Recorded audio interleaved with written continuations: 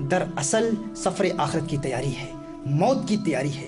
اب یہ سفر حج انسان کو آخرت کی تیاری کیسے کراتا ہے اور سفر آخرت کی یاد کیسے دلاتا ہے؟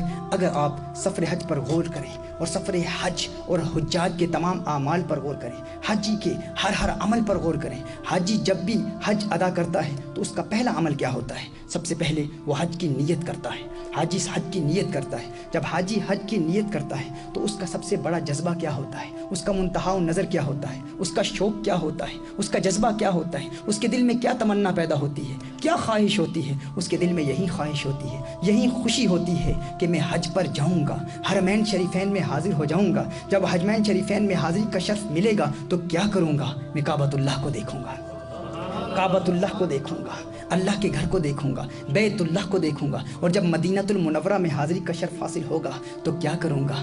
آقا صلی اللہ علیہ وسلم کے دیار کو دیکھوں گا، رسالت مآب صلی اللہ علیہ وسلم کے گنبد سبز کو دیکھوں گا۔ تو اس کے دل میں کیا تمنا ہوتی ہے، کیا آرزو ہوتی ہے؟ جب حاجی حج کے سفر پر جاتا ہے تو اس کا منتہا نظر کیا ہوتا ہے؟ اس کا جذبہ کیا ہوتا ہے؟ اس کی تمنا، اس کی خواہش کیا ہوتی ہے کہ میں کعبۃ اللہ کا دیدار کروں گا۔ کعبۃ اللہ کو دیکھنے کی خواہش اور تمنا اس کے دل میں مچل رہی ہوتی ہے۔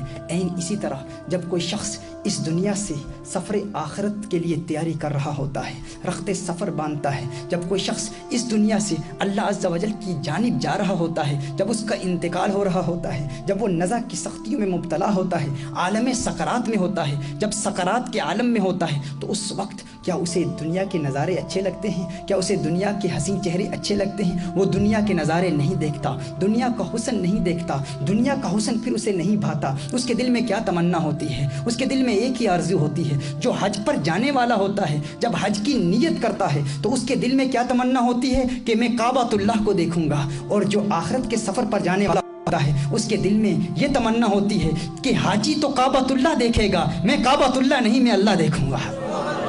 وہ اللہ کو دیکھنے کے سفر پر تیار ہو رہا ہوتا ہے، وہ اللہ کے دیدار کے سفر پر جا رہا ہوتا ہے۔ ایک تمنا تو یہ بھی ہوتی ہے کہ حاجی تو بیت اللہ دیکھے گا، میں رب البیت دیکھوں گا، میں بیت کے رب کو دیکھوں گا۔ حاجی تو اللہ کا گھر دیکھے گا اور میں خود اللہ کو دیکھوں گا۔ اور اسی طرح جب حاجی سفر پر جا رہا ہوتا ہے تو اس کے دل میں یہ تمنا ہوتی ہے کہ میں مدینہ المنورہ میں دیار حبیب دیکھوں گا، آقا کا گنبد سبز دیکھوں گا۔ اور جب ایک شخص موت کے سفر پر جا رہا ہوتا ہے تو اس کے دل میں کیا تمنا ہوتی ہے؟ اس کے دل میں پھر یہ آرزو نہیں ہوتی کہ میں مدینہ المنورہ دیکھوں گا، وہ یہ نہیں سوچتا کہ میں مصطفیٰ کریم کا گھر دیکھوں گا، وہ یہ سوچتا ہے کہ میں قبر میں خود مصطفیٰ کریم کو دیکھوں گا، قبر میں خود آقا صلی اللہ علیہ وسلم کا دیدار کروں گا، مدینے والے کا حسین چہرہ دیکھوں گا۔ اس کے دل میں یہی تمنا ہوتی ہے کہ میں جس سفر پر جا رہا ہوں، آج رات جب میں قبر میں جاؤں گا تو مدینے والے کا دیدار ہوگا، آقا کا حسین چہرہ میری نگاہوں کے سامنے ہوگا، آقا کا دیدار کروں گا۔ کونین کے والی، خسرو خوباں، سیاح لامکاں،